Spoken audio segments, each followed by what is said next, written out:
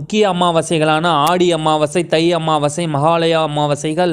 மேலும் இந்த வீடியோவில் எந்த தினத்தில் அமாவாசை வருகிறது, அந்த நாட்களில் எந்த நேரத்தில் நாம் என்ன செய்ய வேண்டும் என்பதை பற்றி தெளிவாக கூறுகின்றேன். இது முன்னோர்களின் அருளாசியை பெற்று வாழ்க்கையில் நிறைய வெற்றிகளை பெற முடியும்.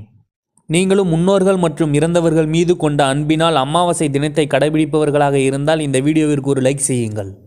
இந்துக்களின் வழிபாட்டு நாட்களில் மிக முக்கியமான நாட்களாக கருதப்படுவது இந்த அமாவாசை நாளாகும்.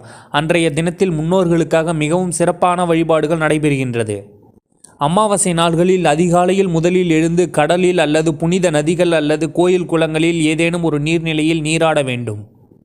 சூரியனின் உதயத்திற்கு பிறகு தாய், தந்தை அல்லது மனைவி அல்லது குழந்தைகளை இழந்த ஆண்களும் கணவனை இழந்த பெண்களும் உபவாசமாக சாப்பிடாமல் இருந்து விரதம் இருந்து முன்னோர்களுக்கு தர்ப்பணம் கொடுத்து வழிபட வேண்டும். பகல் பொழுதில் இறந்தவர்களின் படத்திற்கு முன் உணவு படையலிட்டு காகத்திற்கு உணவு அளித்த